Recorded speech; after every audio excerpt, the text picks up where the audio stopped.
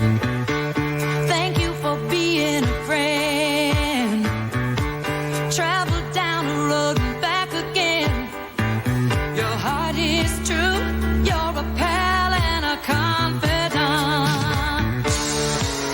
And if you threw a party, invited everyone you knew, you would see the biggest gift would be from me, and the card attached would say, thank you for being a friend. And if you threw a party, invited everyone you knew, you would see the biggest gift would be from me, and the card attached would say, thank you for being a friend.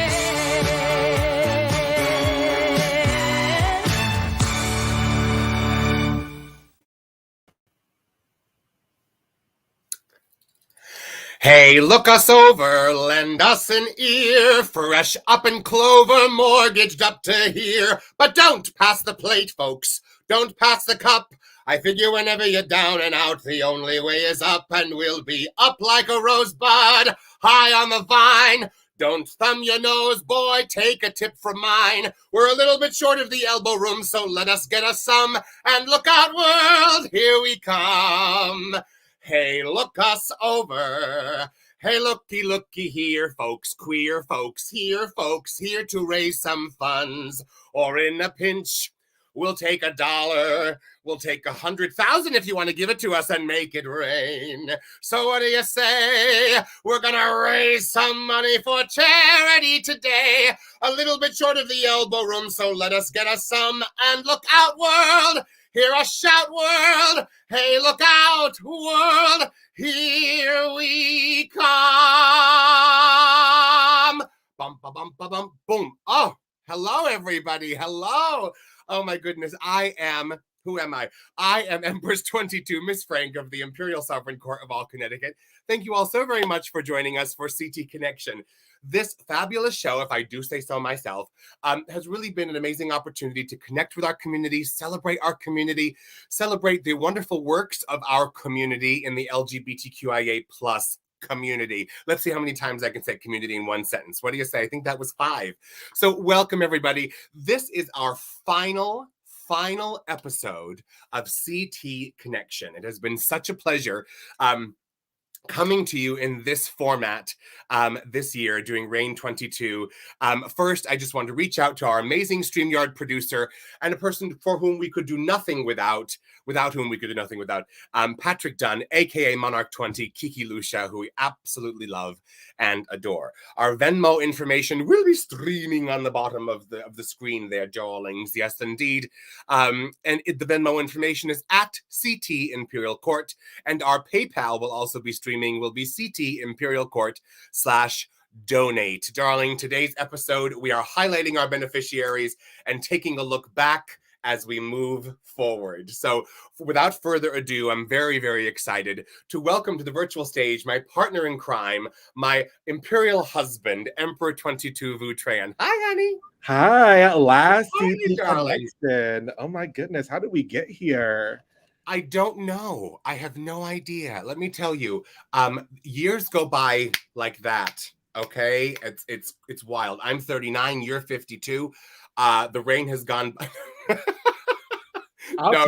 I mean, for the record, who is much younger than I am. That's but if I look like this at 52, I will 100% take it. Honey, yes, indeed. No, you look wonderful as always, my darling. So yes, it's been quite a year. And how wonderful has it been that we've been able to sort of come into people's living rooms this way?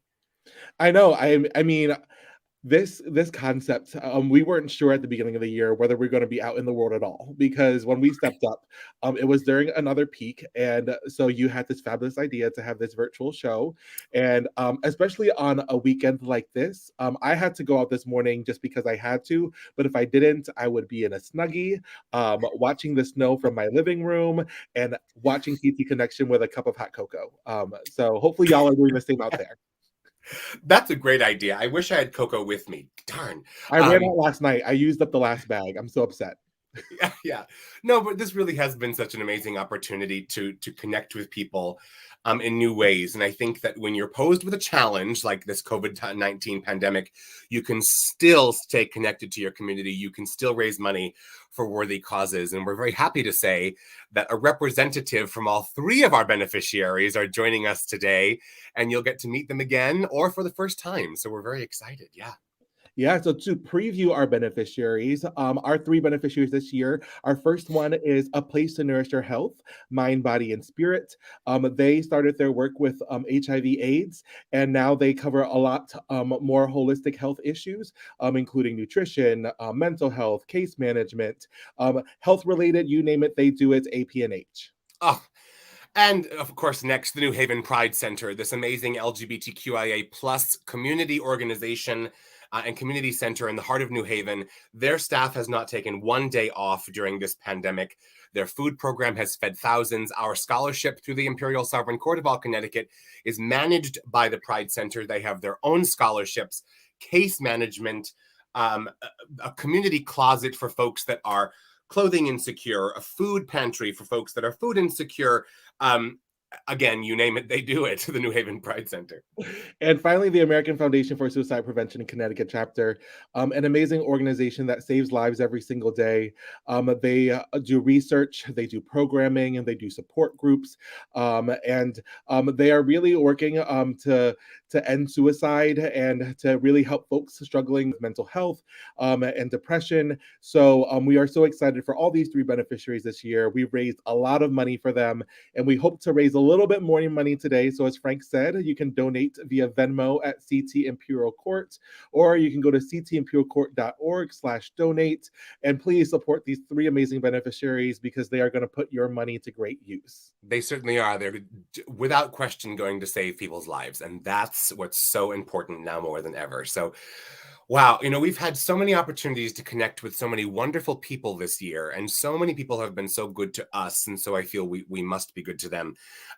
We have our very last drag bingo brunch at the Black Rock Social House in Bridgeport, Connecticut. And Mark, oh my God, who is that? Oh, get her off of that poster. Oh my God. No, but anyhow, Mark and his amazing staff there have really given us another home. Our Shea Est, of course, in Hartford, Connecticut is our first home, but we've been so grateful. It's our final blowout drag bingo brunch on Saturday the 5th from 12 to 2 p.m. We have raised more than $5,000, which is amazing with this organization this year. And we're pulling off the look. And we're pulling off the look. This is your What's happening? pose on the poster. Oh, I have to say, you have perfect control. I thought you were actually frozen. I thought, is my emperor having a neurological moment? If so, it's okay. We love you. We're going to be there for you. I'm always having a neurological moment. But speaking of being there for us, I know a lot of people are going to be there for us the weekend of February 18th to 20th. Oh, look at that. Coronation 23, the Victor's Ball. We have been in planning meetings all month, the past few months, making sure that it's a really enjoyable experience and it's also a really safe experience. Yes. So a few reminders about the Victor's Ball. We do have some new safety protocols that you may not have seen at past coronations. So we are requiring ID, so bring your ID, proof of vaccination, and also proof of negative COVID test. It can be a PCR test, a rapid antigen test, it can be a home test, some type of negative COVID test. We're really going to make sure that people feel as comfortable as possible and that we are as safe as possible while still getting together and being in community and celebrating the accomplishments of our membership and this reign. And we are excited that we are able to have an in-person coronation and to welcome everyone to Connecticut and show you what we are all about. Yes, indeed. And if you have any questions about those mitigation efforts, you can certainly feel free to reach out to Vu and myself. You can also reach out to our ball chair and board president, Trevor Reynolds, and our co-ball chairs, Timmy Stubbs and Patrick Dunn. Yes, indeed. Mm-hmm. Oh, my gosh. So there are 70 chapters in the United States, Canada, and Mexico that are included in the imperial court system, which means there are probably thousands of people doing the same sort of work right now that we are doing in this moment. And so it's an amazing legacy. None of those courts could operate without their membership. And our 70 plus members have worked tirelessly this year, not just in supporting us, but in supporting the cause of raising money for our 3 very worthy beneficiaries and reaching out to our community and staying present in their lives in a very different, challenging time. And so I know Vu and I just want to say we are so deeply grateful and we love the membership of the Imperial Sovereign Court of all Connecticut. Thank you all so much for everything you have done, will do, are currently doing. We couldn't have done it without you. So we adore you. Mwah. 100,000,000%. And that's coming from a math person. So 100,000,000%. There you go. Look it up. Yeah. And we have a few other thank yous that we have to do. And we want to do. First one being the Black Rock Social House. So that is where we're having our final drag brunch bingo. But they were a venue that really opened their arms to us in the midst of a pandemic when, it's really hard to find venues and LGBTQ plus open spaces that will allow us to host events. And they allowed us to host it there for free. They provided prizes for the drag bingo brunch. Their owner, Mark, is really family to the both of us. And they've really done everything that they could to welcome us. And we raised thousands and thousands of dollars through those drag bingo brunches. So thank you to the Black Rock Social House. Yes, indeed. And of course, our home bar for so very many years, the Chez Est on Wethersfield Avenue in Hartford, Connecticut, owned and operated by John and Louis Pepe and their amazing staff. We are there once a month, the second Saturday of every month, but we are also there quite a lot supporting their drag shows, their performances. They have a fabulous full menu, wonderful drinks, a very familial atmosphere where people feel they can talk to each other while watching a show and being safe. They've consistently followed all state and federal protocols around COVID-19. And if it weren't for Mark, to John and Louis, and Mark, of course, from the Black Rock Social House, we very simply would not have a home for the Imperial Sovereign Court of all Connecticut. So we love you both and are so grateful to have our home there at the Chez at least once a month. We love you. Mwah. And of course, thank you to all of you. I mean, we've seen virtual shows come and go throughout the year, and we are so appreciative that you've supported CT Connection all along the way. I mean, just looking at the comments, I see Hamilton in Canada. I see Kentucky tuning in. I see our membership coming back from the Buffalo ICP Ball, and so many other family that we have. So we appreciate you coming in, tuning in. If you have $1 to donate, we appreciate that. But if you're just here to be in community, we appreciate that as well, because that's the whole purpose of CT Connection, is to connect us to y'all. And so thank you for tuning into this final episode and for supporting us this entire year. Yes, indeed. Couldn't have done it without you. And I want to say that after the broadcast, we've racked up, I want to say, between 250 and 300 something views of each episode. So that's amazing. Taking time out of your day to watch us chat with our amazing community. It just means a lot. Yes, indeed. And so in the spirit of celebration, we also must remember that we began the year with a lot of people that are no longer with us. In the LGBTQIA plus community, this is not our first time living through a pandemic or an epidemic for sure. We know that we've lost an entire generation to HIV/AIDS and related illnesses. And so we would like to ask for a moment of silence for all folks who have died and their families of COVID-19, and all folks who have died of HIV/AIDS and their families.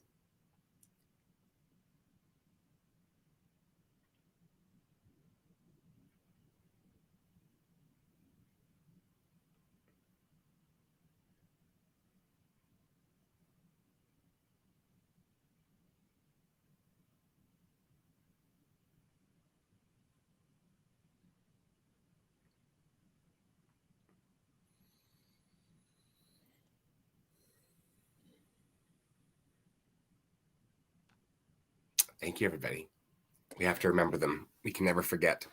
And with that said, get your vaccines, everybody. They're still out there. They're still free. If you're eligible for a booster, if you are 18 and above, you are technically eligible for a booster. We understand certainly if your doctor or medical professional says you can't get it yet, but please, if you can, get it. Protect yourself, protect your loved ones, protect your community. Let's move on from this. This is about public health, and that's all. And so I know on behalf of our entire membership, I can say, get your vaccines. We did. I'm tired of COVID. I'm not sure about you, Miss Frank. I'm I'm tired. tired. I I'm am tired, tired child. is not the word. Okay, COVID has just that's it. COVID came up in my life and just ruined everything. It was just terrible and Awful. mean and nasty. She's so rude. She's so rude. She's so rude, and Inconsiderate. COVID's not even Inconsiderate. pretty. COVID's not even pretty. Um, Mm-mm. Mm-mm. She can't sit with us. she No, can't no. sit with us. No, and she can't wear hoop earrings anymore. So with that said, some of our guest previews. First, we have Chris Cole, the executive director of APNH New Haven. We have Michelle Peters, area coordinator from the American Foundation for Suicide Prevention Connecticut chapter. We have Juan Carlos Soto, the deputy director and head of case management at the New Haven Pride Center. And And then we will, also, go ahead, Boo. Go ahead.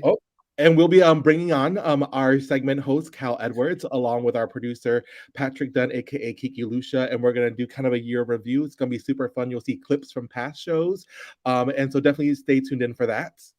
Yeah, our princess just signed on. Hello, Miss Bonnie Petite. Safe travels back from Buffalo, darling. Yes, indeed, we love you. And we have two fabulous performances for you today. One more fabulous than the other, and that's the first one that I'm going to share with you.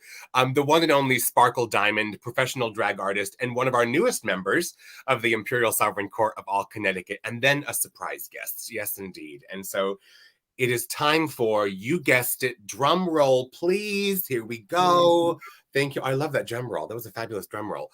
To quote a queer, my darlings, a compendium of wit, wisdom, and devastating remarks, edited by John Lessard. As it's our last episode, Vu, we have two each. Yes. Hit it, Can baby. I go? Okay. So my first one is from Wilson Cruz, a Puerto Rican actor on Coming Out of the Closet.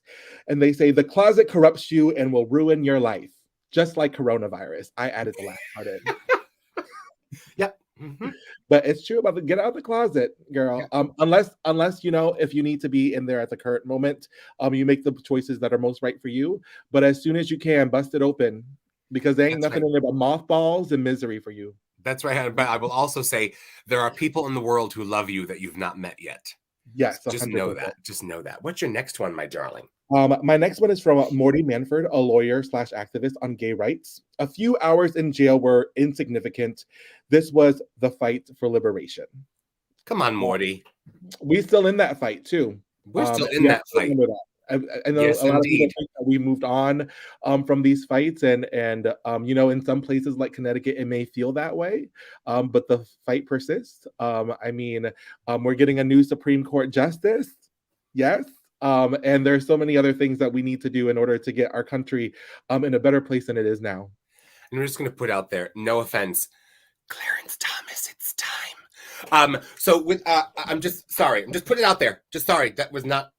I don't know who said that. I don't know who even said that. I don't know. Oh, Mark from the Black Rock Social House. Look! Oh my God! Hello, Mark, owner of the Black Rock Social House. Oh, love you too, darling. Excuse me. So my two. First, my darling, Gianni Versace, the late Gianni Versace. Versace. I don't want Donatella Versace coming after me. On royalty, he said, in the past, people were born royal. Nowadays, royalty comes from what you do. Yes, Mr. Versace, I completely agree without question. Yes, that's indeed. Like one of our trademark quotes for the court. I love that. Yeah, I think that's fabulous. I think that's absolutely fabulous.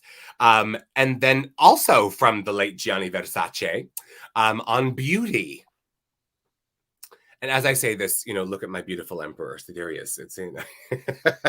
I believe that recognizing beauty whenever and wherever it occurs is not just about the desire for sex.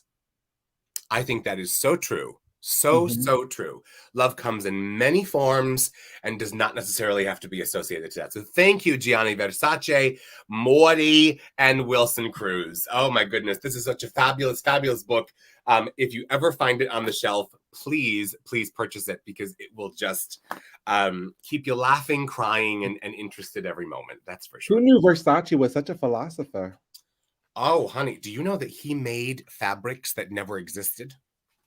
I did not know that. When people said to him, that, oh yeah, when people that it was like that chainmail Versace, like the original stuff he had, Mhm. they said it's impossible to make. He just made it. He didn't create rayon, did he? No, I don't believe so. No, I don't believe so. Not that Versace. So Oh, that was Versace.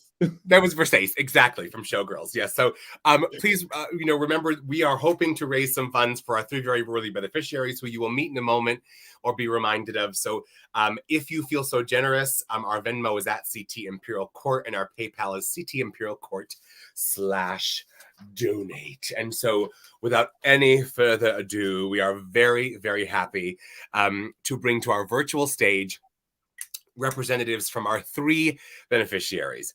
Chris Cole, the Executive Director of APNH New Haven, Michelle Peters, Area Coordinator of American Foundation of Suicide Prevention, Connecticut Chapter, and Juan Carlos Soto, Deputy Director and Head of Case Management for the New Haven Pride Center. Welcome, all 3 of you.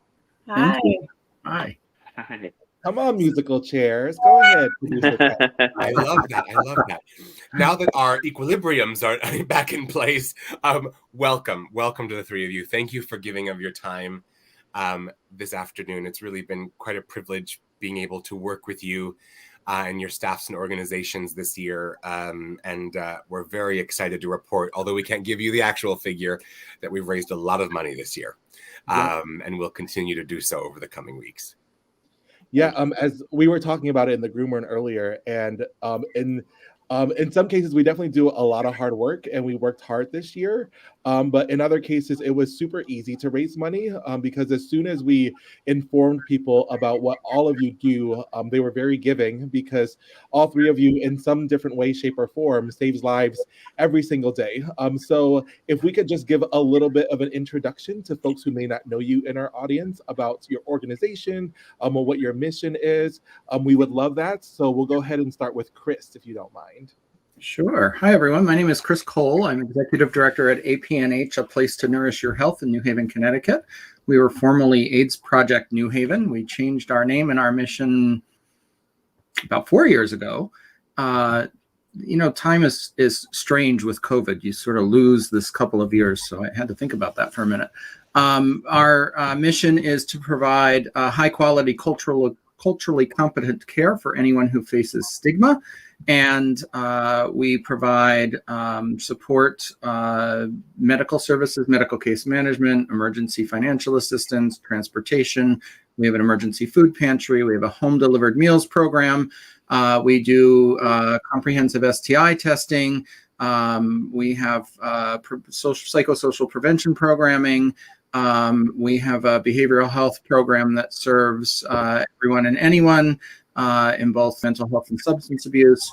And I'm sure there's more we do, but that's the bulk of our work. So just to let Michelle and Juan Carlos know, I think I counted like 30 services. So Michelle, you're up next. 30? Okay. All right, let's see. Hi, I'm Michelle Peters. I'm the area director for the Connecticut chapter of the American Foundation for Suicide Prevention. And like your organization, actually, we have 70 chapters throughout the nation, throughout the country. So this is just one of those. And what we do it's funny, Vu, you were talking about, saving lives, and that's actually in our mission. So the mission of AFSP is to save lives and bring hope to those affected by suicide, which is pretty much everyone. We are all affected by it in some way.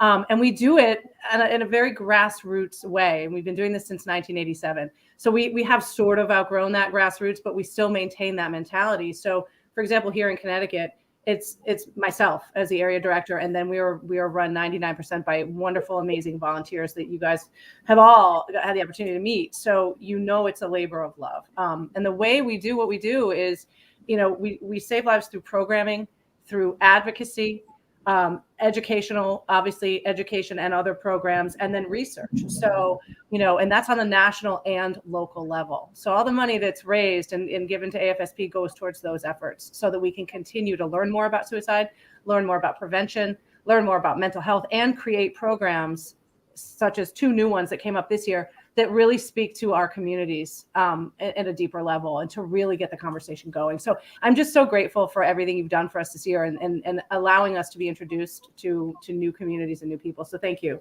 so much for that.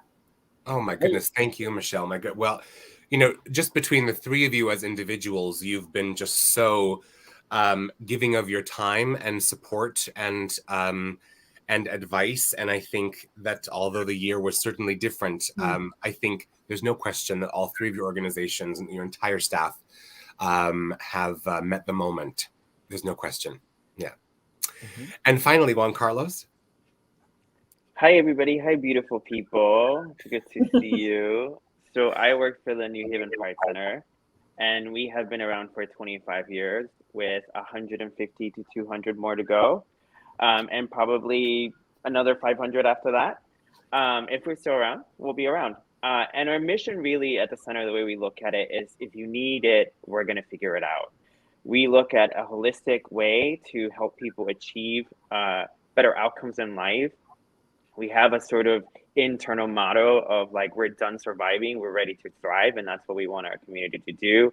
So everybody that walks through our doors, we figure it out and we make sure that we have a plan. We have services in our in-house food pantry, a community closet, those basic services, and as well as providing cultural spaces for people to explore arts and cultures and learn things and share things. We have an intensive youth programming with so much more on the way, including, I'm really happy to announce, about 5 new staff members because we are just growing and growing and growing and getting ready to just probably open 50 centers across the country, maybe 1 in each state. Patrick? Shoot for the stars. Why not? Why not? We will be there. We will be there. But I can say that I have experienced this work firsthand, volunteering quite a lot this year for the center. I've seen little queer babies coming in very scared and leaving with lots of love, food, clothing, pathways to health insurance and housing and community. And it is just so powerful and profound and exciting in some ways. In all ways, I feel like an auntie to so many of these children that have come in there. And so thank you all so very much.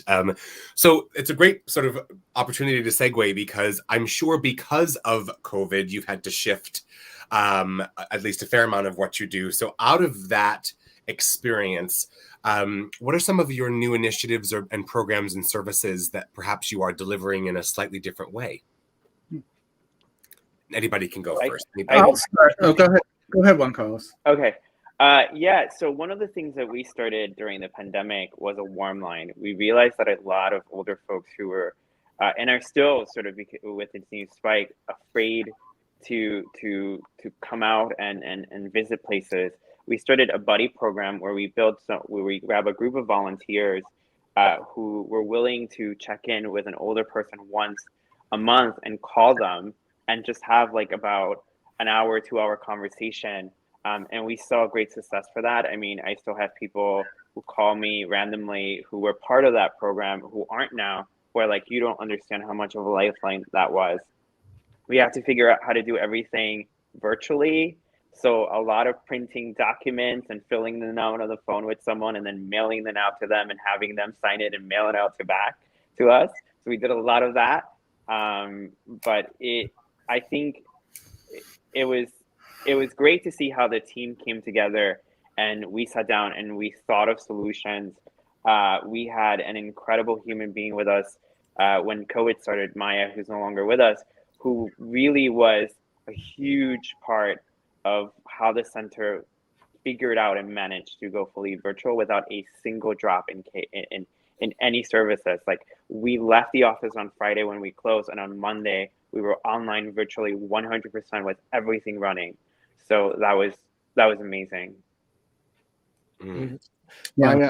I had the pleasure of working with Maya for a very brief time, and They were certainly a force, and are certainly missed. And I love your concept of the buddy system, because I found that I do appreciate those random texts, or those check-in messages a lot more now than I ever have. And those are free and very easy to do. Think about those people in your life that might uplift them to send out a quick note or a quick message, because it really does make a difference. Chris, you want to go? Sure. We too were able to just, leave the office on Friday. We started planning on Monday of it was March 13th, our last day in the office. So of that week, and got everyone up and running virtually, and never missed a beat on folks working from home and virtually, and being able to serve clients that way. One of the things that we did very early, I would say by the end of April, early May, is we purchased 50 tablets and unlimited data that we distributed to our clients who were most isolated, to keep them engaged with their doctor's appointments, their recovery groups, their medical case managers, their spiritual groups, everything went online. And many of the folks that we serve are living in poverty. Some are homeless, and often there's a huge technology gap, especially with those who are older. So we hired 2 peers to help those folks learn how to use the technology that we were sending them, and really keep people connected. And since have purchased another 25 tablets, so we've got 75 out there, and are doing a study right now with Yale to look at the attitudes and perceptions that folks have around virtual services, both through the pandemic and what they want to see moving forward. Because we're seeing a much higher show rate for our behavioral health appointments, for our medical case management appointments and such, when people are able to do those virtually. And, these are folks who oftentimes have to get on the bus and take the bus 45 minutes and change, and if they can get their service without having to do all of that, they're much more likely to show up and see much greater health outcomes. And we've got people, showing up for their appointments. We also increased our at-home services. So we have a emergency food pantry. One of the things that's always been really important to us with that is choice. People get to come in and go shopping. And unfortunately, during the pandemic, we weren't able to do that. So we gave people an opportunity to fill out a form, and we would choose, so they could still choose. And we would meet them at the door with their bags of groceries. And if they couldn't get there, we'd deliver them to their home and do that safely. We also increased, I did all of our testing through home testing. So we distributed about 270 home tests last year for HIV, and then followed up with people either by telephone or did video tests with them. So if someone was uncomfortable or unsure, had anxiety about doing that and wanted someone there with them, we would connect with them on Zoom and do the test right there along with them. And again, that's something we're continuing. The more we can bring programs and services and meet people where they're at and in their space, instead of having to have them come to us and break down barriers, if we can break down those barriers, it's more cost effective and it's more efficient. So those are the things we've done during the pandemic, and that we're carrying forward and continue to make a big difference in our ability to reach more people. Well, and I think that was evidenced by your first in-person event after the pandemic started, that I was so lucky, along with Patrick and some of our other members, to attend that really fun outdoor event with the pizza truck. And it was just so lovely. And to be there as Empress, to be amongst community, and to realize how proud you and your staff and those that you support were, that we're in some ways on the other side of this, and now we know how to manage this and how to come together. It was truly the definition of a community event. And it was such a pleasure to be there. So yeah, it was great.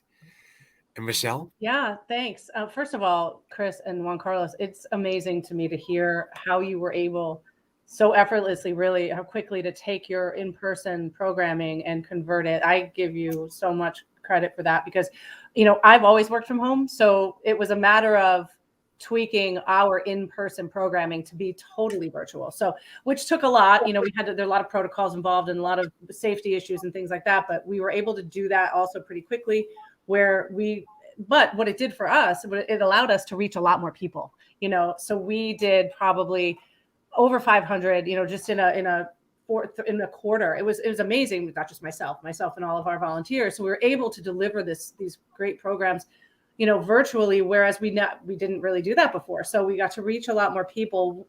One of the things that we did that was new, that came out of the pandemic, most of our programming, if anyone's familiar with it, has to do with prevention in some way. We have a Talk Saves Lives program that have different modules. One's standard, one's LGBTQIA+. For the community, we have a Spanish, we have seniors, but it's all about suicide prevention. So we started, like I think both of you said you did a buddy program. We did that as well. We sent out postcards, messages of hope.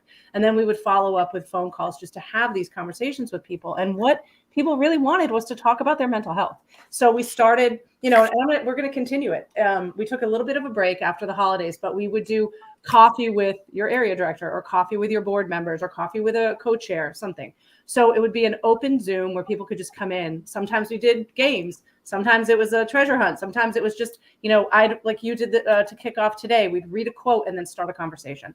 But it was having a, quote, real convo is what they dubbed it. So we started doing all these things to have these real conversations with people, and we're going to continue it. So, and of that came a really, I love it. It really doesn't have as much to do with prevention as it does to mental health. So it's a program that we started offering virtually, just giving people, especially young people. And that's something we ramped up a lot too. We're able to reach more youth now that we're virtual, because parents can be right in the room with them, as opposed to having a one-off event. So, we really just ramped up our virtual experience. But as you know, you came to the walk in Hartford, everybody was ready and they wanted to get back in person. And the turnout for that was great after having to take a year, and do all the fundraising events virtually. So, we're happy to be back in person, planning the year again. So, like we said earlier, I hope you guys will show up there too. Oh, 100%. And it's amazing to hear how y'all have adapted to meet the moment. And I know Frank has been asked this a bunch of times, and I know I've been asked on how we felt about stepping up as monarchs in the midst of a pandemic, and were we fearful or did we doubt the decision?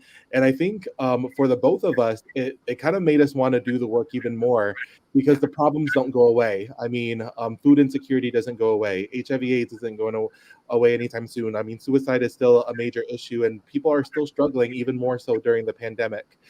So the need to raise money, the need to raise awareness for all of your organizations still existed, and Frank and I were more than happy and honored to be ambassadors for that, and we will continue to be. Yeah, we will continue to be, for sure, after the reign is complete. So how can we continue to support you all and the amazing work that you do? Michelle, I know you just finished. Would you want to kick off this question? Yeah, no, really. Thank you for asking. The best thing is always talking about it, continuing to talk about the programming that we offer. Because of the money that we raise, all of that money goes towards our programming. So all the program we do, except maybe one, which is a 2-day event, is free to the community. So I would just ask anyone who's on the show, and any of you, to remember that. And that goes for APNH and the other organizations too. We're happy to come and do programming free of charge for the community. And that's really the best way to do, to kind of keep our name out there. And also, because we're 99.9%, volunteer run, we're always looking for volunteers. And so not just at events, but, behind the scenes, sending emails, making those phone calls, being trained as one of our Talk Saves Lives presenters. We're always looking for people who want to be involved. So those are really the two biggest ways you could continue to help the cause.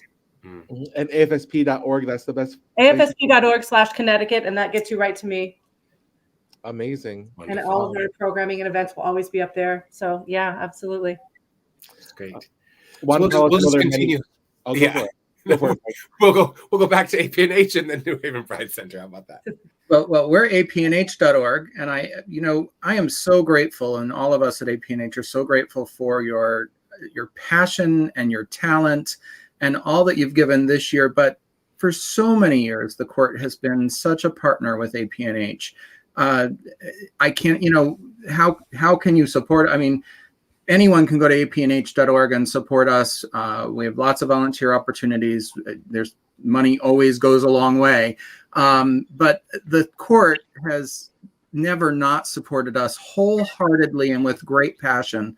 whether it's, coming to our events and providing talent, being there, raising money for us year after year after year, you've all been amazing. So we are so looking forward to the coronation in a couple weeks and our many, many years of partnership forward.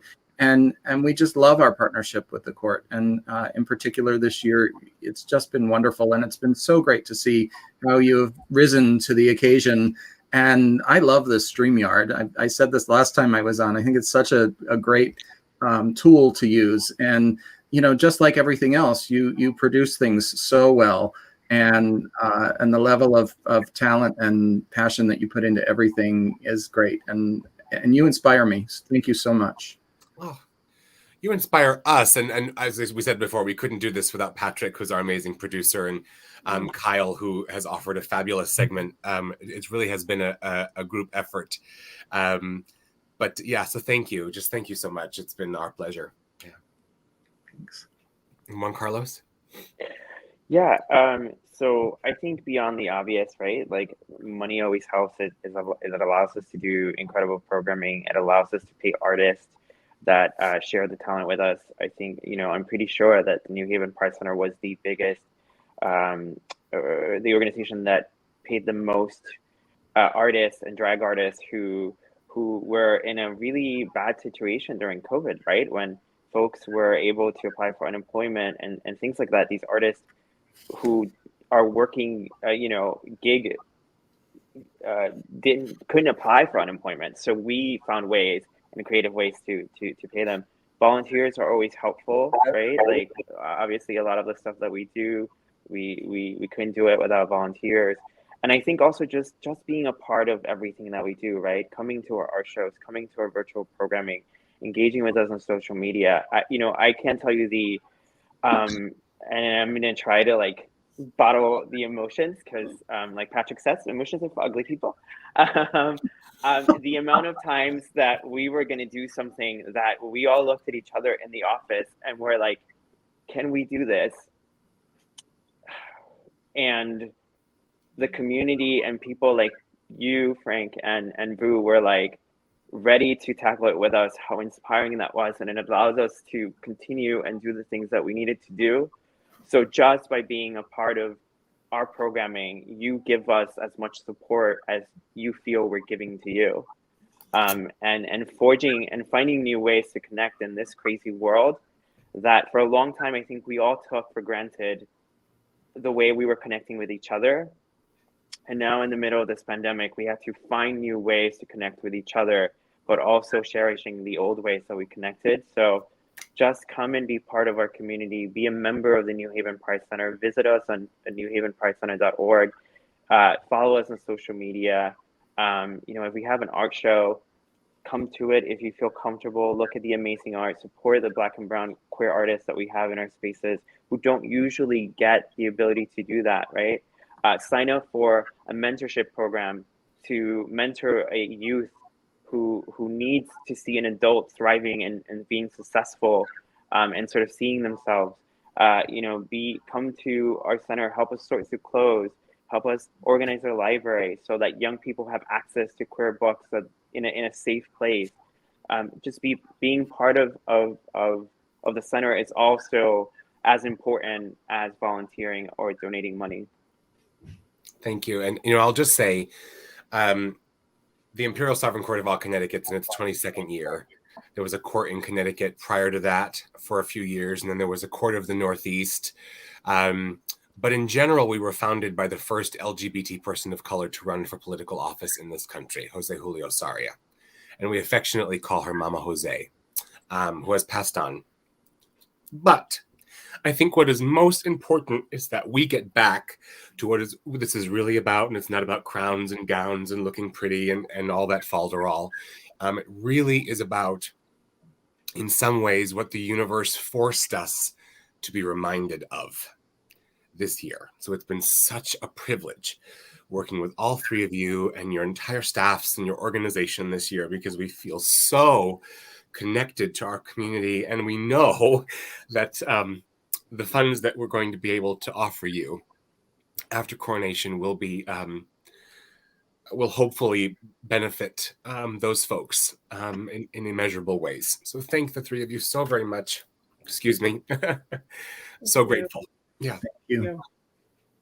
Thank you. Well, Crystal, see. yeah, Miss Crystal. Michelle Peters, Juan Carlos Soto, we're both emotional. We don't know who's talking when. We're so grateful for all of your support and your time today. We know that life is not easy for anybody, and so we know that time is so much more precious. So lots of love and support to all of you and yours and your organizations, and we cannot wait to see you at Coronation very soon. Yes, can't wait. Thank you so much. Thank you all. Thank you. Bye-bye. God. Did you ever get emotion and it was like right here and you're like, you want to use your voice? Forget it. That's what it felt like. Never in my life. Never in your life. Oh, yes. Yeah, I've seen it happen. Yes, indeed. No, but truly, three amazing individuals who represent three amazing organizations that it's been our pleasure to work with. Yep, 100%. So there's that Venmo link that's scrolling across the bottom of the screen. So these are the organizations that we're raising money for. They're saving lives every single day. You heard it from them yourselves. So if you have $1 to spare, if you have 5, 10, 100, 1,000, you can go to Venmo at CT Imperial Court, or you can go to ctimperialcourt.org/donate, and that'll lead you to our PayPal link where we accept PayPal and all major credit cards. Yes, indeed. Yes, indeed. How beautifully put. Oh, my goodness. And Mark from the Black Rock Social House said, no crying, only for me. Mark, have you met me?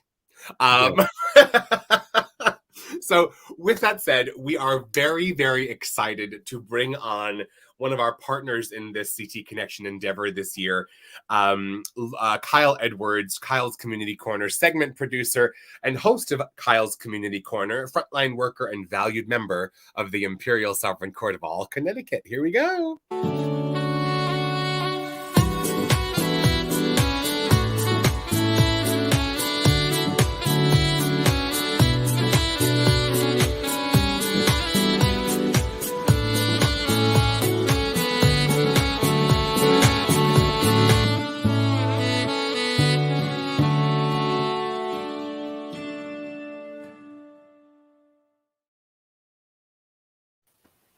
Hello. Hi, Kyle. How are you, darling? I'm doing very well. It's very cold down here, but very, very well.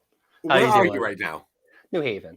Oh, you are in New Haven. Okay, I yes, am it in is New cold in New Haven. That's for sure. Miss Frank, Yes. are we guests on Kyle's Community Corner? You are. I think we are. And I, for one, am very nervous because I love this segment and it's been really fantastic. No, but truly, I hope that everyone out there understands that this really has been a group effort along with our amazing producer, Patrick. Kyle has really been a part of every single conversation regarding this this show and this effort. And he put together this fantastic idea of highlighting a specific sector of our amazing community, highlighting their needs, their conversations. And so we're so grateful, Kyle, that you took this on with us this year. And we're able to also show off your talents and your abilities as a community leader. And we're very grateful for that. So what has this segment sort of broadly meant to you, Kyle? Like what has that sort of given you? So what this episode has broadly meant, it's actually given me a chance to highlight the wonderful people that don't normally get visibility within our community and show that our intersectionality really connects us more than anything else. We really are all the same people. We may have our own different walks of life or different things that we've experienced, but overall we are more similar than we are different. And that's the brilliant part about this episode, is being able to bring those people to the screen, give them visibility, and highlight their specialness, for lack of words. And of course, show how nervous I get on camera too. So I love it. Well, no, and if I may just say, the first episode you may have been, but honey, you came right out of your shell and you were so wonderful and are so wonderful. And I know that all of your guests have felt that warmth and love from you, as we have, for sure. Yeah. Thank you. Yeah, the amount of progression has been amazing, and the caliber of your guests. I mean, from Kimora to Carly to Diamari to Ephraim, and just a whole litany of people who are so talented and shared their story so generously with us. So is there a certain impact that you hope you've made with House Community Corner? Something that you're hoping that folks take out of it? The impact that I want to portray, to kind of give off to everyone, is that we do have a lot of things that each one of us want to focus on. But ultimately, as a community, if we stand together, we are stronger. Our individual goals, our individual wants and needs really are all part of the same pie. That's really what I want to bring to the table, and I wanted to highlight. And the 11 guests I was able to bring on the show, with your blessings, of course, because it was an absolute honor to be doing this with you, have really opened my eyes to things that I haven't even thought of. So absolutely. Hopefully that answers your question. Well, look, in a team effort, there's no permission needed. That you brought something, and your conversations, your guests, the curation of your segment brought a different layer, a new layer to what we were intending to do here. And I think so often when you do something of in retrospect of great worth, you don't really know you're doing it until after it's over. And so I'm very excited to announce that we have a collection of exciting, wonderful, fabulous moments from Kyle's segment, Kyle's Community Corner, to share with our community. So Kyle, do you want to introduce that? Yes. So I try to ask every guest.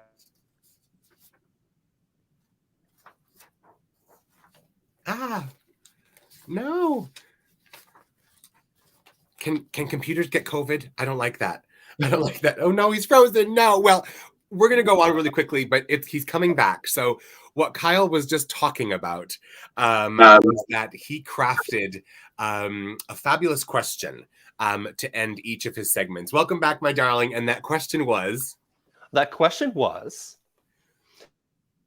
magic wand, it could change one law, one mindset, or one challenge. What would it be? And we're about to hear that from a number of his guests. Can't wait. I'd like to change the mindset of our generations pitting themselves against each other, because we're going to need every generation to win the fights that we have ahead. We need to learn. We who are fighting the fights right now to stop no trans land, we need to learn from those gay uncles who in the 1980s acted up. We need to learn from that. We need to take those lessons and we need to move forward. We need to learn from our queer uncles and aunties that there's going to be a time when we may need to lay our bodies down at the Lincoln Tunnel. We're going to need to march on Hartford and march on Washington to secure these things. And all of us, no matter what generation you're in, so going back to global pride, it would definitely be capital punishment. You know, I don't think anyone queer deserves death for being who they are. So that would definitely be my main response to that question. That I would like to see would be like forced empathy. I think that so many situations that are sort of like evolving are just because we don't understand what someone else is going through. Like, you know, we can't live a day in their shoes. You know, there's my biggest thing is that give yourself time. Don't come out trying too hard. It's all a process. Let yourself be able to like live in that process. Because no one comes out 100% and knows exactly what they need to look like, what they need to do. You know, we learn. Some take a learning curve. Some people get there a little quicker than others. But, you know, be patient with yourself and your family. And I would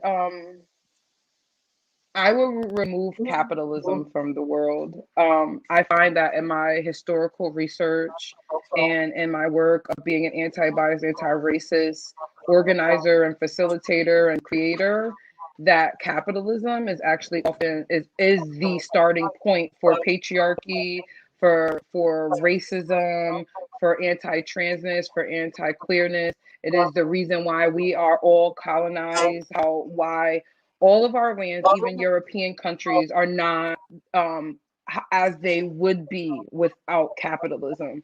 So I feel like let's skip all the babies of capitalism and go right to the parent and undo capitalism, and we undo oppression, major identity-based oppressions. I think the challenge of always trying to fit in. Mm-hmm. We've all dealt with situations where we walked into a room and almost felt like as if we did not fit in. And it's like, no, you have a purpose. You have a reason to be there. You have a reason to walk. You have a reason to speak. And I just feel like it is just that in itself. That in itself. You know, appreciating differences. You know, I think people have a way of attacking things that are foreign to them or, you know, different.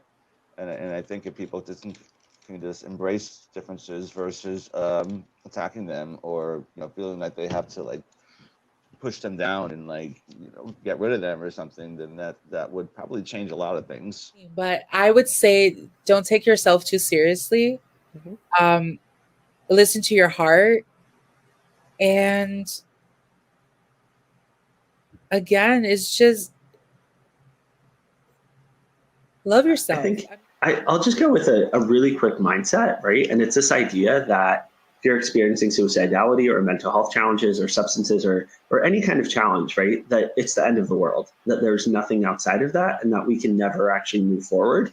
And I'll often get told from individuals where I'll be like, I have X mental health challenge. And they'll be like, oh, well, you're functioning and so you don't. And it's like, no, actually a lot of us function, right? That's never been. Exactly. Yes. And so just changing that, I think, would be enormous. I feel free healthcare will be something that I would love everybody to have. Yep. And if I have a second chance, I will delete everybody's student loans. Magically, that. Just like no student loans for no one. I absolutely love you. Yes. My son has been screaming, "Don't yuck my yum" nonstop recently at me. But that we all realize that we really need each other.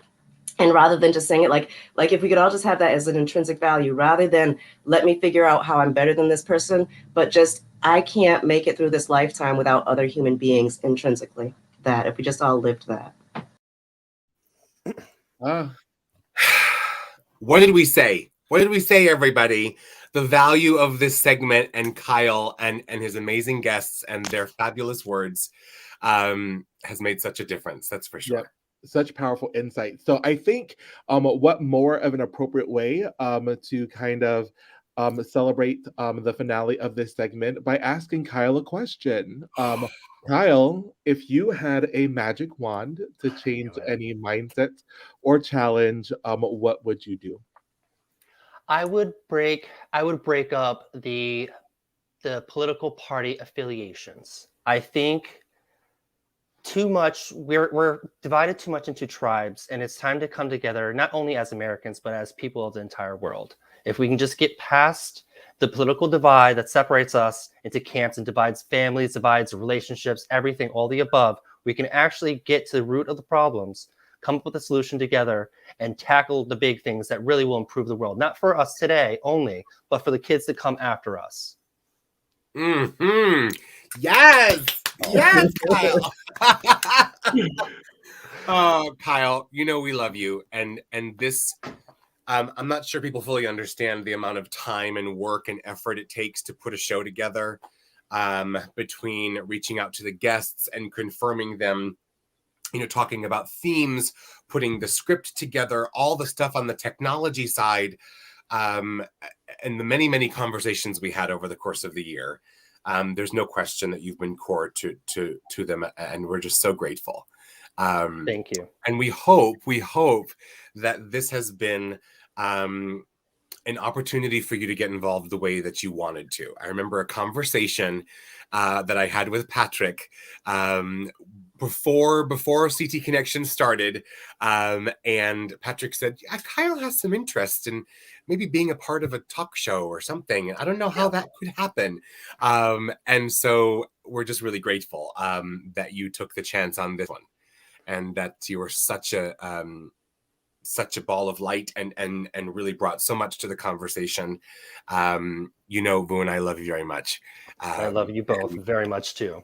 Well, and there are lots of people to thank in this reign, but in regard to the CT Connection in particular, and these Black Rock Social House drag brunches, you have always been there. And so congratulations, my darling, on an amazing accomplishment. We love you so very much. We look forward to your future in the court and beyond, and we're always here for you. Thank you so much. No, Thanks, stick Mom. around later. Stick around later. Don't go away. We're going to play All you right. back, okay? All right. Patrick was like... That's the most amazing thing about Patrick Dunn is that, you know, Vu and I think we're in charge. Patrick Dunn can just wipe us from the screen. And don't do it, Patrick.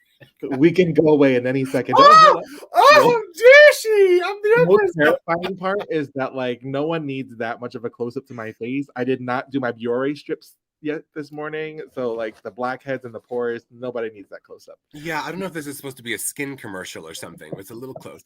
But anyway, so, yes, indeed. So, if you are so inclined and if you are able, please, we would really very much appreciate 50 cents, $1, 100. And if you cannot donate anything, we just love that you're here with us.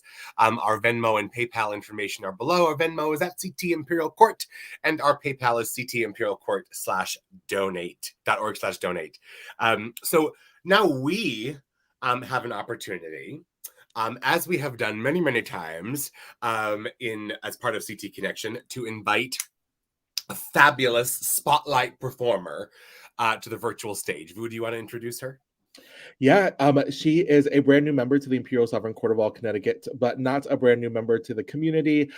Their performances and drag are known and renowned, and so please welcome to your virtual screen and throw those Venmo tips into the air for Sparkle A. Diamond.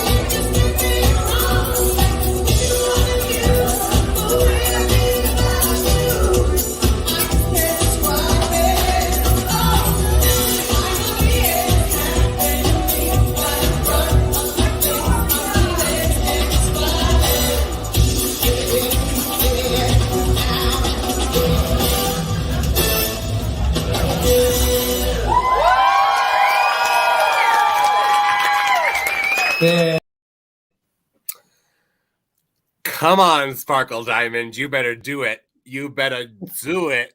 Okay. Quick Oh my changes, goodness. choreography. Go ahead. Yes, and by the way, that was Sparkle's husband in the background saying, "You better get it."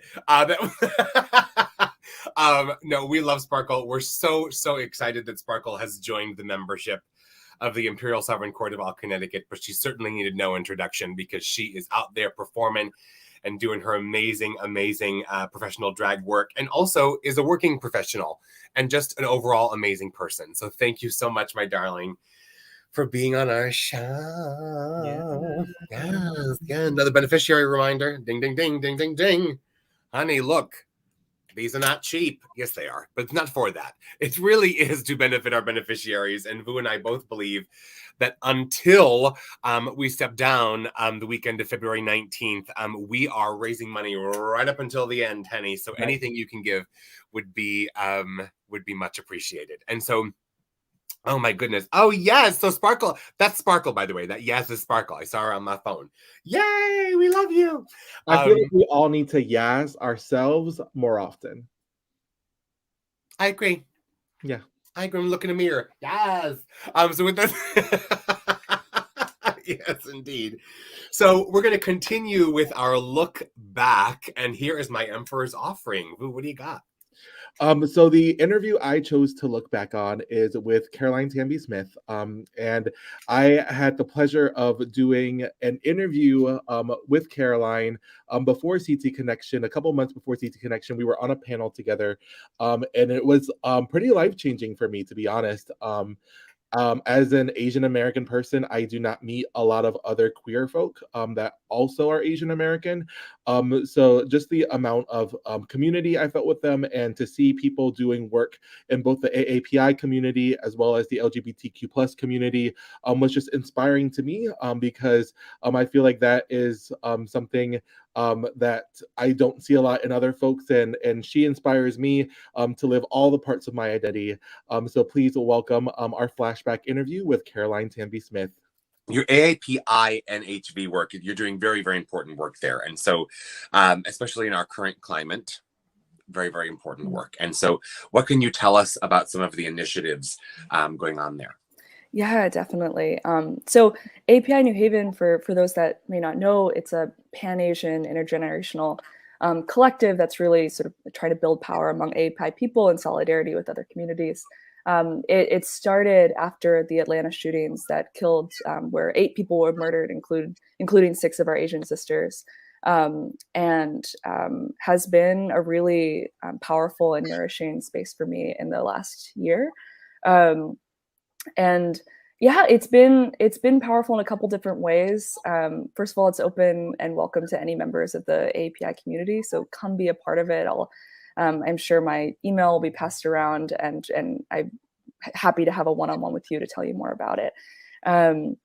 But some of the efforts, a couple that come to mind, some it's really interesting to be a part of kind of sort of the internal work of starting a new thing, as you all have experienced, right? A collective group that is defining its mission and its values. I've found that personally really fulfilling and fascinating. And even things like building our website together has been a project that we've been doing sort of on the internal level. And it's really interesting because questions come up like, how do we feel about using the color yellow on our website? Is that a conversation we can have as a group? Is using the color yellow leaning into a stereotype that has been harmful? Or is it about is it a moment to reclaim, right? So those are really interesting conversations that I feel so lucky to get to have in this really, really healthy space.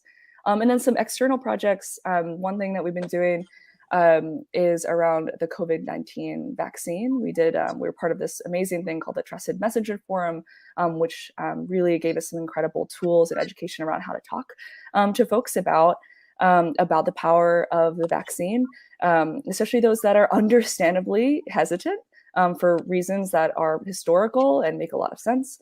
And so that's been really powerful among a few other projects. Yeah, thank you. I feel like you just also clocked my jacket, and I'm not sure if I appreciate Caroline. I love that jacket. Yeah, Who has the best jackets? I don't know where he finds them. All prints, all colors, and they're all fabulous. And yeah, good stuff. Love that. Yeah, but the shootings in Atlanta also for me were were a life-changing event. And I have always experienced, you know, the surface line stereotypes and things that a lot of Asian Americans experience, but I think seeing the actual violence and seeing it in a way that hits close to home, because those were small business owners, salons, just like my mother owns a salon, and kind of the way that that really shows what there is still in the world and why we still need to fight. And actually, I've created a performance that I was lucky enough to perform in DC, based around kind of the movement that we have now, and it highlights the shootings in Atlanta. And Very moving. It's very, very moving. One of the more life-changing moments, and I was glad to meet you right after that and be able to share with you kind of our common grief and our common experience. So I just wanted to say thank you personally for that. And there it is. There's the jacket.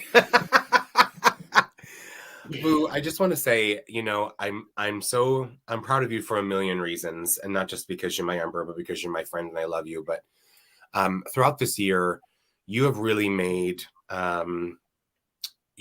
brought this conversation, particularly the conversation that we were highlighting in that clip, to the forefront in many of your performances and many of our conversations, and in conversations about equality and about family and about tradition, and I'm just so proud of you. And it was a really wonderful choice, no question. She's wonderful.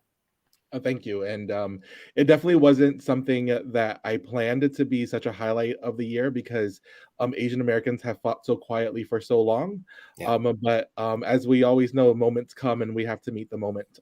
So That's I right. appreciate everyone that supported me and the court as we reach our moments in both individual and collective ways. And thanks again to Caroline for that beautiful interview. Yeah, it was wonderful. So on this inspirational track, I think we have another performance coming up that is very. Oh, you're not gonna like her. You're not gonna like her. She's nobody likes. I don't know. The special guest. I don't know. I'm not as familiar with this one as I am with. Nor am I. Diamond. All I know is that I don't like her. I'm just joking. So coming to you from the historic and beautiful AIC Theater. Please welcome to your virtual screen, Empress 22, Miss Frank. What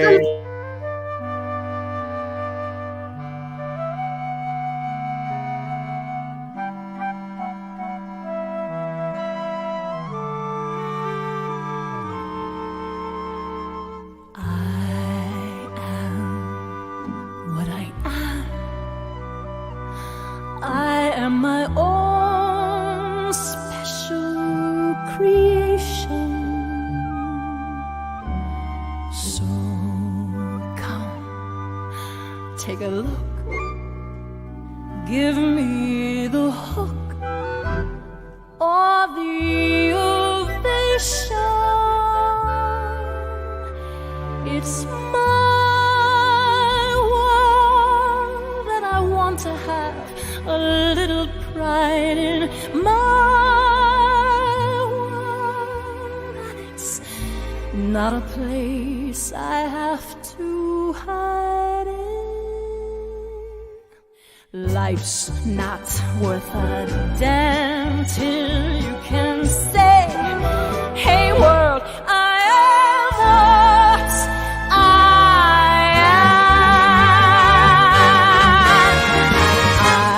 am what I am. I don't want praise, I don't want pity.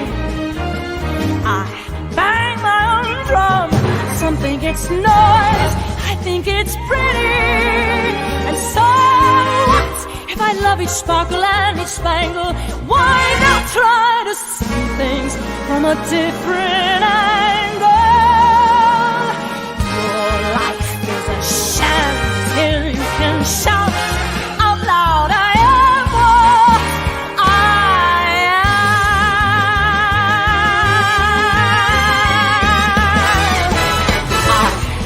I am what I am, and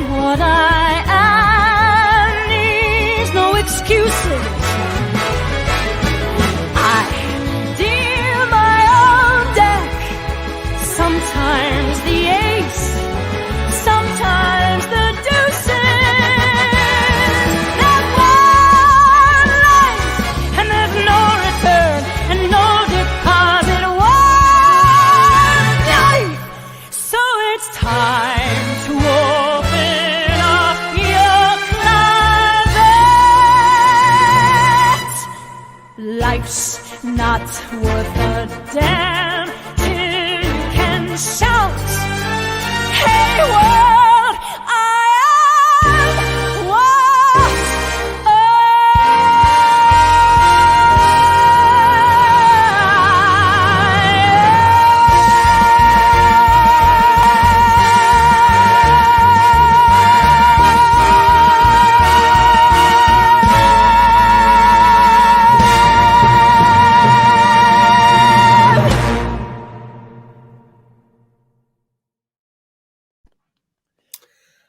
I want everyone to know that Vu is singing.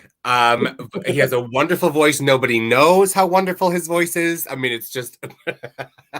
I mean, the little diva train swing at the end, girl. I mean, it was in the editing. So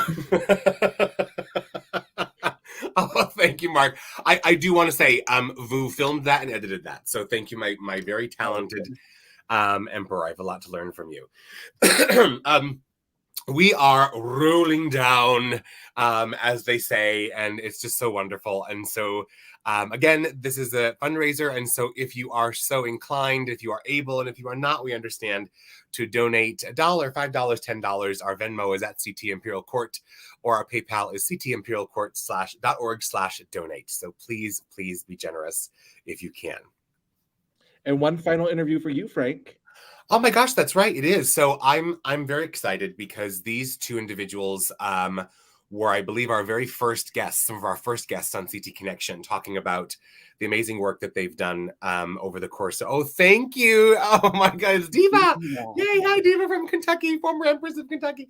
John and Louis Pepe, who are the owners of the Shea, who have created such amazing space for us and for our entire community to be safe and loved and celebrated during this pandemic, prior and after. So, well, I'll say, my first time going to the Shea was a number of years ago under the last owner. But I'll tell you, you both have done such an amazing job in building upon the foundation that was there and creating a 21st century space that speaks to the needs of 21st century queer people. Yeah. You just do that so well. And so I know that obviously the pandemic throws a wrench in everybody's works, right?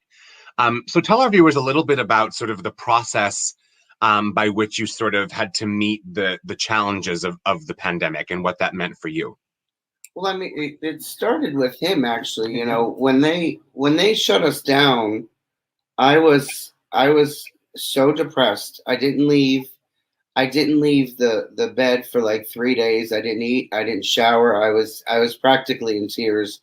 And this one yelled at me and he was like, "You need to get out of this bed and go and do something." And I was like, "Well, what am I going to do?" And he's like, go paint the Shea. Go paint the Shea. So then I was like, I thought to myself, well, a bucket of paint's only $100. I guess I could do that. Right. And then $25,000 later, we renovated the entire Shea because I kept going. I kept wanting to do more and more and more, and I mean, we follow the guidelines. When the guidelines came up and they finally said we can open back up again, it was like May 20th, I think. And I said, we're not ready. I said, I'm not ready to do this. I want to wait a couple more weeks. And I believe we opened on June 3rd. And we opened with the patio only. And then the governor said that at that point we can move inside like 2 weeks later. So we had to buy a lot of tables and chairs because, obviously before it was just, we had tables and chairs before, but not as many as we have now. And right. Louis and I were in there nights on end with measuring tapes, and we put we put stickies on the floor where the tables go. So we made sure that, if someone moved it 2 inches, that we moved it right back to where the sticky was on the floor. Yeah. And the plexiglass, I never remember the day that they said we can have bar seating. I had one piece of plexiglass being delivered by UPS, and I literally tracked him down on his route and said, "I need my plexiglass." And he had to dig through the UPS truck to get me my plexiglass.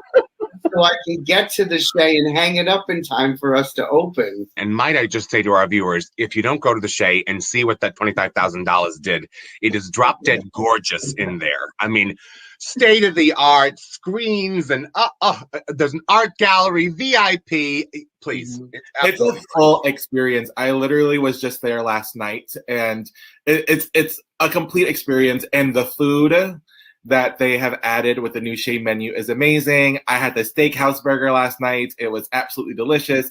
Anthony is doing a great job back there. But that is also something that's new during the pandemic, is that y'all have basically created like a sit-in restaurant environment. So how has that been going for you? So the kitchen started. The kitchen has been our saving grace, because we wouldn't be open right now if it wasn't for that kitchen. The ice machine broke, and our repairman said that I'm not working on this anymore. It's too old. You need a new one. So I was like, okay, well, let's get an ice machine. So when we took the ice machine out, the subfloor was rotted. So I was like, okay, we'll replace the subfloor. So then when we ripped up the subfloor, the beams underneath the subfloor were rotted too. So in order to replace the beams, the entire floor had to come up, which means every piece of equipment had to come out of the kitchen. Yeah. So we ripped up the floor, we replaced the sub beams, and I said, well, we're at it now. Let's just do it all. So we created a brand new commercial kitchen, and we obtained a food license. And I did everything legitimately. We upgraded the plumbing, we upgraded the electrical, and every single person told me that I was completely and utterly crazy for doing that. And every day I walk in and I look up at my food license and I thank God that I did that, because we would not be open right now if it wasn't for that. Well, they were wrong. Well, they were wrong. They were. Yeah. And I'll just say, John and Lewis could not be more lovely to us and our court. But this year in particular, we've really had the opportunity to connect with community in very different ways. Lots of folks in and around the drag community, lots of folks in our bear and leather community, in our nonprofit community, rich and poor of all identities and belief systems at the Shea. At the Shea. And if there's one other thing that we learned that is very apparent after watching that clip, is the advantages of more natural lighting. Oh, yes. As our wonderful producer Patrick Dunn said in our private chat here, look at that RuPaul's Drag Race Season 1 filter. Yeah, I think there was at least an inch of Vaseline over the thing. And I'm happy to say that we look a lot better than we did then. My wonderful emperor. Yes, we do. Yes, we do.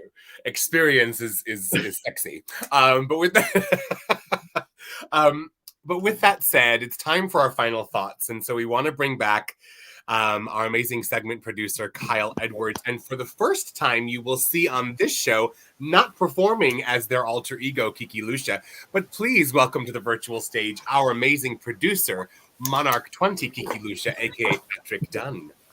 I am the voice of God. Hello, Patrick. Hi. How are you? So I think, I know Vu agrees and Kyle agrees. This CT connection could not have happened without Patrick Dunn. I can just sort of put it there. This really has been a team effort, and Patrick in many ways has been sort of the collector, and Vu and myself and Kyle have just sort of like thrown content at him, and he has been able to make it happen. Sometimes 5 minutes before the show. I was just gonna say, there's definitely been more than one moment where I've wanted to kill one, two, or all three of you. But I know our audience is glad that you didn't, because now we can share this moment together. So also, the pro of virtual show is that there was too much distance except for Kyle, so Kyle would watch out. But me and Frank are far away enough. That's right. Yeah. Right. There were more than one occasions though where Frank was like, Kyle's segment's too long, and Kyle wasn't paying attention. So I had to get up from my producer seat and go, quietly be like, yo, your segment's too long. Be quiet. No, it's all a learning experience, but I will say that truly, Patrick is so important to us just as a human being, and will always be our monarch, because Vu and I were Imperial Crown Prince and Princess when Kiki was reigning, and so that will always be the case, indeed. So, well, and I have to give one person a shout out. So I want to give a shout out to Josh O'Connell. So he was the person that originally found the software StreamYard. Yes. And Josh shares mutual responsibilities, because at the time, at the beginning of the pandemic, Josh was both co-president of the New Haven Pride Center board, and I believe he was a board member, but not a titled board member of the Imperial Sovereign Court of all Connecticut. And he found this software, and this software has not only enabled shows like this and other virtual fundraisers for the Imperial Sovereign Court of all Connecticut, but I'm self-taught at using this software. And if you go back and talk about season 1 filters and watch the first show versus now, it's 9 day. But this program has enabled the New Haven Pride Center to produce over 200 virtual events since the start of the pandemic. And these range from the simplest thing like a virtual conversation like this, or a virtual drag show where we're playing videos, all the way to actually being used to produce a completely musical 1-hour concert where we live produced a commission for World AIDS Day last year. And this software has enabled really all of us as a community and as a queer community come together in ways that is really special. So I want to give Josh a shout, because really, if Josh hadn't found this software, I don't know where we would have all been. I don't know how we would have found those CT connections. Oh, hey. No, It all you're makes so right. sense. Yeah, you're so right, Patrick. And I think if you do not know, Patrick is also the executive director of the New Haven Pride Center, one of our very worthy beneficiaries this year.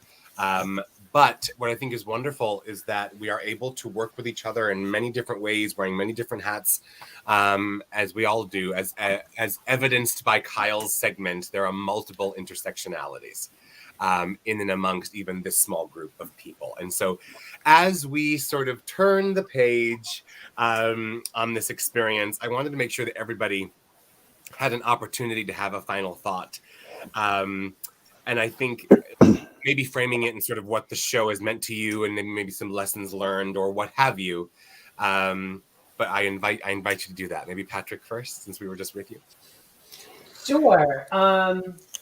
Also, really quick, going to give a shout out to Danny Eugene, who created this beautiful piece of art, local artist from. Stunning. This is from a calendar, so that one doesn't matter. But Danny Eugene, original artwork. Sorry to the calendar artist. Sorry. Well, it's a beautiful photo of Audrey Hepburn, and she's actually nude in it. And I had not been aware of any nude photos she had done. So when I found this, I was like, oh, that's going in a frame.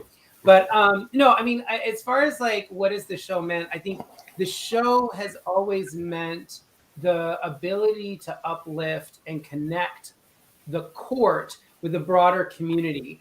And what I think one of the beautiful things that has happened is so many of our viewers have been from outside of Connecticut. So this program over the past 13 episodes has really been the opportunity to uplift Connecticut, and Connecticut as a center for activism, for queer liberation, for queer thriving, to use Juan Carlos's term, and uplift it on the national stage and say, look at how our little blue state, and look at all the amazing people doing amazing things in our state. And also, I think it's done this incredible, it's been this incredible opportunity to rebuck the idea that in Connecticut, we have everything and we're all set. The reality is that as an LGBTQ plus community, we have so much work to still do in our state.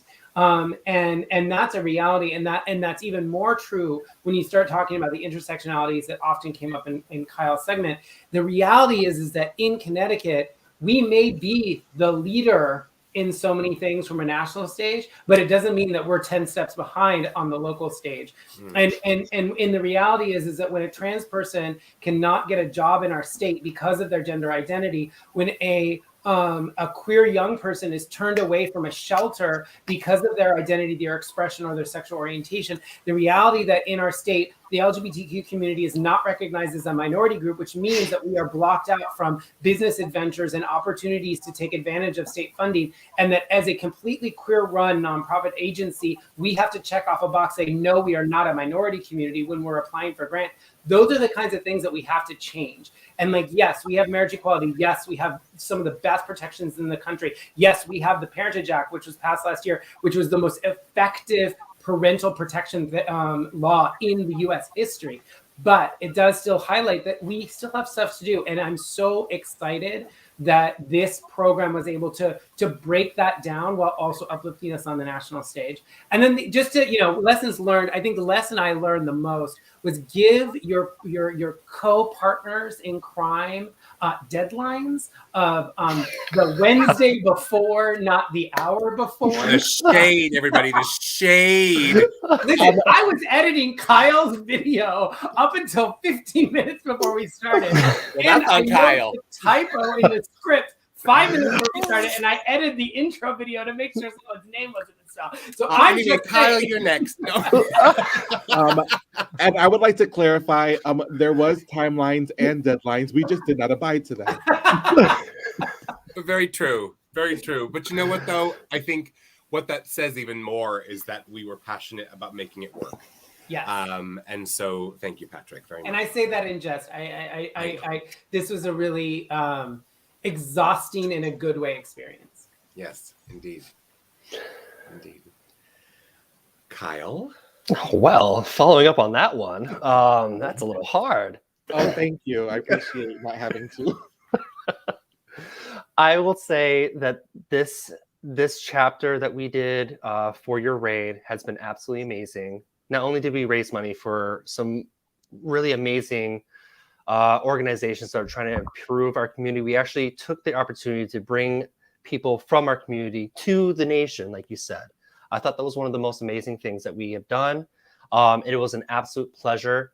Some of the things, there's so many interviews that I could do my own segment just on the different interviews that we did. Like, it's absolutely amazing, honestly, but I don't want to take up all the time. It truly has been a blessing to be able to reach out to people that I have not actually crossed paths with on a normal basis. Pick their mind, have them express themselves, take the opportunity to allow them to talk to the greater masses and help bring about change. Hopefully this brings about change and highlights the beautifulness that we have here in this little state and how much further we have to go. And as Patrick said, we may be 10 steps ahead locally here, but we have so much more to go. So absolutely. Thank you, Kyle. Thank you, Kyle. My wonderful emperor. This has been an amazing experience. And I want to thank my empress for allowing me to jump on the boat with her. I mean, before CT Connection, we had Miss Frank and Friends, and it was an amazing show that I was a personal fan of, and I love tuning into it. And so when we were thinking of how we were going to rebrand and think of what CT Connection is now, my first thing I believe I said to Frank was, I'm willing to do it, but I don't want to mess up what you already have, because there were so many pieces in place that were already so effective. And I think we've just done a masterful job, as we've done all year, in working together and getting it done. And this year has been a lot of decision-making, but I think me and have been surprised how easy the biggest decisions have been had to make, and it's just all like the nitpicky stuff that turns out to be longer discussions. But it's been truly great, and I have met a lot of new folks through CT Connection that I wasn't aware of, that Patrick or Frank or Kyle brought to the table, and it just kind of shows the diversity and the richness of our community here in Connecticut. And I think it's a perfect fit for the court, because I feel like the Imperial Sovereign Court of all Connecticut and our sister and brother and sibling chapters across the country, we really serve as catalysts for the LGBTQ plus community, in that we kind of, our sole mission is to raise money and to give it away, and to support other nonprofits and other individuals that are doing great work in our community. So I think we forget that sometimes, in the midst of trying to raise money about what it's really for and what the purpose is. And I think highlighting these people that are doing amazing work in the state of Connecticut really brings life to what we do and really allows us to be a catalyst in that way and highlight the people who really do have the boots on the ground and are really affecting change at the local level. So it's been an honor to highlight them, and I'm really super appreciative that we had this format to do it in. Thank you. Frank, can I just say one other thing? I'm sorry. I'm never on camera, so I'm making up for no, but I just want to also just say, because Vu just used the word catalyst a lot, and I want to highlight something for anybody who might be watching that. So the Imperial Sovereign Court of all Connecticut and the international court system has a long, beautiful tradition. And while both of our leaders over the last 50 plus years have been members of the Latinx community, historically speaking, the court system has always been viewed as this white, cis, male-dominated organization nationally and locally. And I think one of the things that's really powerful about the four of us together is that we all represent completely underrepresented aspects of the court system. So, not to like label us all in all these ways, but like the reality is that we all represent these conversations that need to happen in the court system. You were talking about this, Vu, in the context of Caroline and not interacting with more AAPI members of the community, and particularly in the court system. There's a handful I can think of literally across the US, right? When you think, Frank, you as someone who doesn't neatly fit into every kind of gender stereotype box that people want to put you in, right? But Kyle, as a biracial man who is experiencing lots of different kinds of messages being sent towards your body, and as someone who does not represent a monosexual orientation, again, something that's super underrepresented. And while people don't know this or see this about me, as someone who comes from the Middle Eastern and Muslim descent, and to my knowledge, the only Muslim monarch ever to exist in the international court system, this is the energy that came into this whole project that fed us for a year. And so I just wanted to, and speaking of catalysts, I just want all of you to understand the power of your catalystness as individuals, separate from, and Kyle's crying, separate from us as a collective and what the show did, but individually, each of you represent this catalyst moment in both our local organization, but the international court system as a whole. Kyle, stop being ugly.